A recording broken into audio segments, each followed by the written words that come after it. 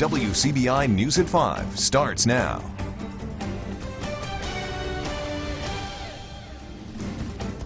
"2016 is still hours away, but New Year's Eve revelers are already lining up in New York's Times Square. Thanks for joining us. I'm Emily Cassulo.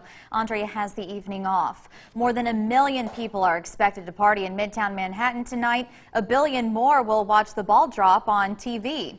Jamie Yukis is in the middle of all the action. The party might go late in Times Square, but celebrating the new year and beyond will end early in Macon. Macon police now have a law that'll help them control the peace and quiet after midnight. The Board of Aldermen recently voted unanimously to require nightclubs to close at 12 a.m. and everyone must be off the premises of those clubs by 12:30. City leaders are responding to numerous complaints from residents, people living near nightclubs, saying the noise and alcohol continues into the early morning hours. For law enforcement, this means dealing with bad behavior, from litter bugs to public intoxication, disorderly conduct, and even assaults. People across North Mississippi and West Alabama will join the rest of the nation in ringing in the new year with fireworks. The sky should be full of color and smoke around midnight. For the last 8 years, a location on Highway 182 West near Stark Road in Starkville has been the place to get fireworks. When set off, the sky is expected to be as colorful as a rainbow. There's some powerful fireworks, and some of them that young children don't need to be lighting. Parents need to do it, or if there are children out there lighting, they need to be supervised. For the last couple of years, the most popular item has been the multi-shots 500-gram cake, also known as repeaters. Fireworks aren't the only popular item right now. Folks are spending New Year's Eve adding to their gun collection. The number of background checks in the country has soared from about 1.8 million last November to 2.2 million this year. When it comes to local gun sales, gun and pawn shop owners did well this holiday season. Buying rifles or shotguns are obviously for hunting, but customers tell us other handgun purchases are for home defense. Really been pretty steady. Of course, it upticks when hunting season comes around. We sell a lot of rifles and shotguns this time of year, and pistols as well. We just live out in the country, and so we just decided it was time to purchase a gun for security purposes. Before you can buy a gun, a form used for a background check must be filled out at the gun shop. Speaking of buying guns, President Barack Obama is expected to announce a new executive order on gun control. White House sources say the goal is to close the so-called gun show loophole.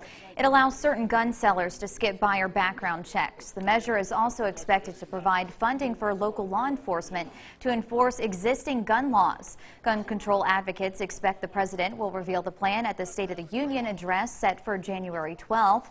The White House isn't sharing the exact timing or content of Obama's executive order. Now let's head over to meteorologist Isaac Williams with a first look at your forecast. All right, thanks, Isaac. Record flooding is making for treacherous conditions in parts of the Midwest this New Year's Eve, and the waters continue to rise. The Merrimack and Mississippi rivers are cresting at historic levels. Marley Hall introduces us to one Missouri family doing everything they can to save their home.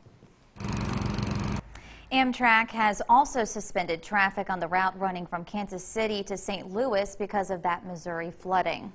Here in Mississippi, Governor Phil Bryant wants President Obama to declare a major disaster declaration for areas affected by last week's severe weather. It would impact Benton, Coahoma, Marshall, Quitman, and Tippah counties. If President Obama grants the aid, additional counties may be added to the declaration pending further damage assessments. There have been a total of 11 deaths and damage to numerous homes and businesses in Mississippi attributed to the storms. Several state agencies and many nonprofit and faith-based groups have been in the area since the storms hit, assisting with recovery and rebuilding. One of those groups helping storm victims in Holly Springs comes from Tupelo. Several Tupelo council members and other city officials left this morning for Holly Springs. They met with Mayor Kelvin Buck, who's a Tupelo native. Ward 4 Councilwoman Nettie Davis helped organize the trip and says Tupelo wants to do what it can. We just going over there to just do like do a look at what we can do to give them some support over there. Beautiful. People were so good about coming to our neighborhood and giving us assistance in all kind of ways, and we want to give something back to another community. The delegation hopes to organize some sort of relief effort in the future for Holly Springs. Some relief tonight for one family in Chickasaw County. An 18-month-old child is found after being missing for more than 2 hours. Elijah Ray left his home around 11 this morning with his 2 dogs. A hunter found the boy and the dogs near a creek a half a mile away. Sheriff James Myers says searchers from 4 counties came to help and were vital in finding the boy. We put the call out and they came and set up shop, and we went to searching, and in a matter of about an hour we had 100 people here. So it's a blessing. We love it when it ends up like this. Myers says the boy was scratched up and tired but is expected to be okay. We'll have more from family members coming up tonight at 6. The first federal sentencing for some former Alcorn County officials is set. Former Alcorn County purchasing clerk Paul Rhodes will be sentenced February 4th in Aberdeen. Rhodes has accepted a plea agreement that he did defraud the Mississippi Department of Environmental Quality by submitting bogus claims connected to illegal dump sites. Rhodes masterminded a scheme to overcharge the MDEQ for work performed, or in some cases submitted claims for dump sites that didn't even exist. Rhodes could be jailed for 20 years and fined $250,000 plus restitution. A man in Mississippi is accused of using a chainsaw and sledgehammer to damage horse statues at an upscale shopping center in Ridgeland, and he's claiming God told him to do it. Police say 30-year-old Charles Branch of Jackson has targeted the shopping center at least 3 times. In September, he was busted for allegedly using a chainsaw to cut off the legs of a horse statue at the entrance to a restaurant. Last week, he allegedly attacked statues inside a marble fountain. Police say they served a search warrant on his home and found hooves on a backyard grill. Police say Branch claims his actions were a directive from God. He faces 2 counts of felony malicious mischief. Demolition work has started at a boarded-up hotel in Tupelo. For years, the 106-room property at North Gloucester and McCullough was known to many as the Ramada Inn. That hotel was sold in 2005 and the property renamed Travel Lodge. However, the Travel Lodge closed more than 4 years ago, and its California-based owners have left the hotel vacant. The Tupelo City Council is expected to take action on the hotel next week, just in case the owners don't follow through with their plans. We'll ask them to go ahead and declare it a blighted property, and then by doing that it would allow the city to go in and do the demolition if the owners do not do the demolition. Lewis says it should take about 30 days for the property to be demolished. The current owners plan to sell the site. A DeSoto County woman's push for a ballot initiative legalizing marijuana in Mississippi has fallen short of the required number of petition signatures.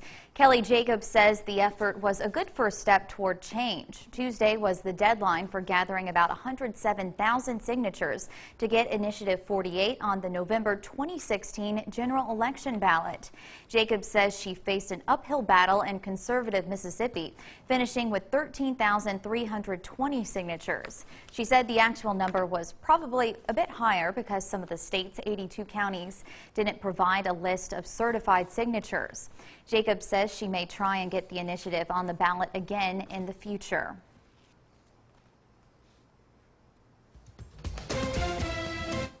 Nearly every registered voter coast to coast.